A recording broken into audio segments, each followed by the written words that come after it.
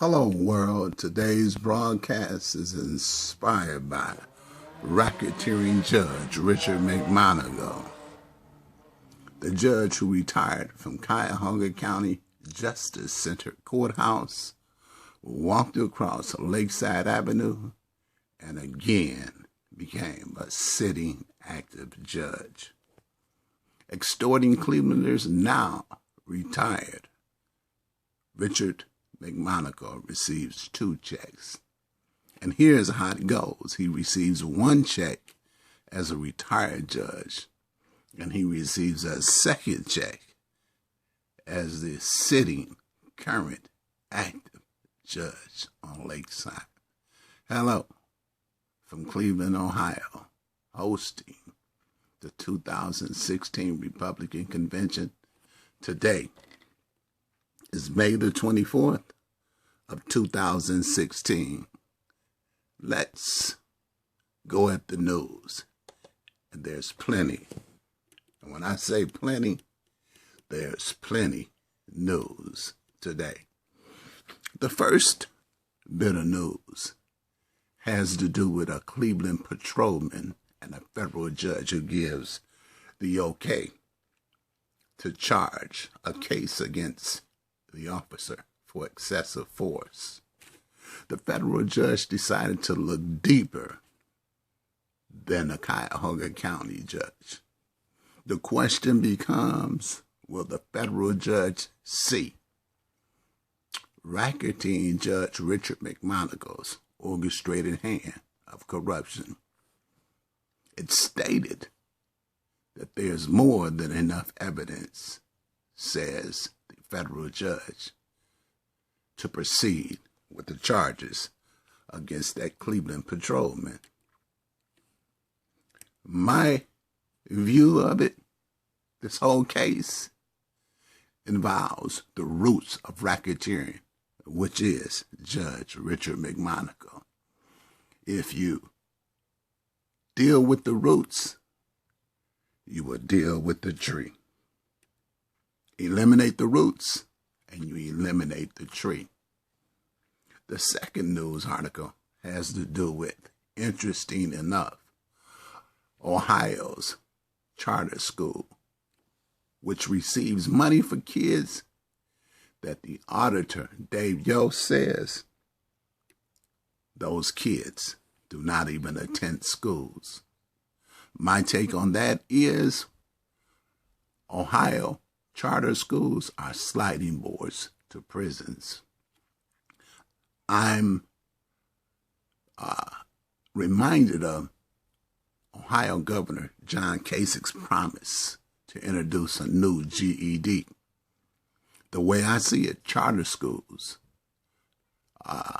must be his new form of GED. It's quoted that the GED would no longer be the diploma exam for dropouts under the proposal of John Kasich, the governor of Ohio. Shrewdly enough, like Racketeering Judge Richard McMonagle, he slid in another form, and it's now the charter schools. Again, another form of news that just jumps right out at me has to do with Cuyahoga County top judge, who is, and this name will ring a bell, Russo. And he's decided to hold or convene several more meetings, and the subject of those meetings happened to do with bail bond reform. It just so happened I've been mentioning that bail bond reform needs to occur in Cleveland, Ohio, Cuyahoga County since 2006. They're a little late, but better late than never. To me, this bail bond reform equals a racketeer cover-up of white nepotism. Sad fact, but true. And when I say white nepotism, you decide if it's true. The Cuyahoga County judges includes, and guess what, 4 Russos.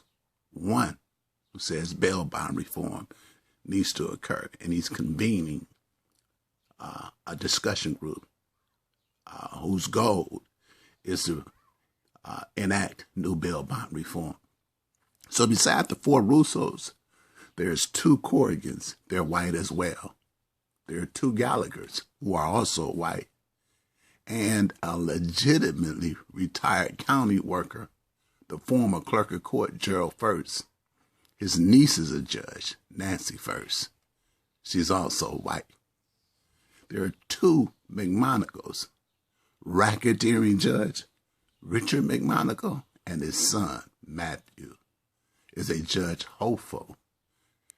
He's depending on the help of Ohio Governor John Kasich, appointing him to the position of judge after Cleveland or Cuyahoga County voters' ballots decided they'd rather not have him as their judge. He was defeated, in other words, at the polls. So again, I look at this issue of bail bond reform. I conclude that poor people predators, who are these judges, declare now that they, black folks, are too poor to afford bail. That may be true.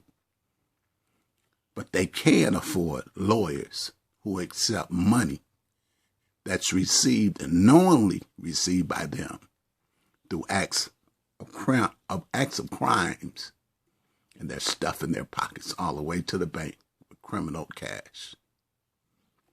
Another news that is equally appalling or alarming involves Cleveland State University. The university intends to demolish the Woolstein Center, so it's reported.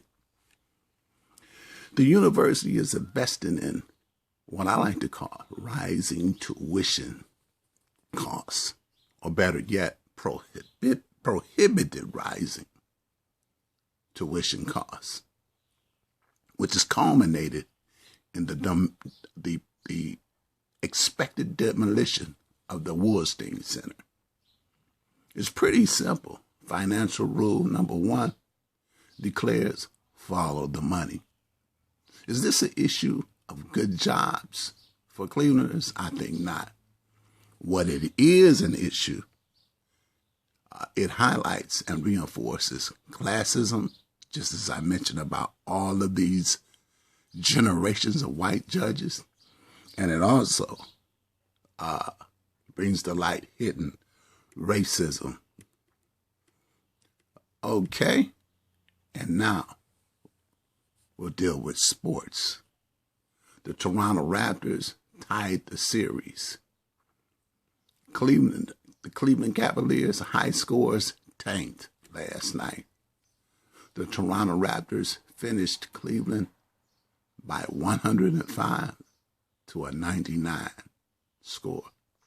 The Eastern Conference series is tied 2-2. It's reported that LeBron James continues to search for his secret, or shall I say silver bullet. I'll conclude with Cleveland weather, which it's indicated that with warm weather and clear skies, Clevelanders can expect 77-degree highs and 60-degree lows.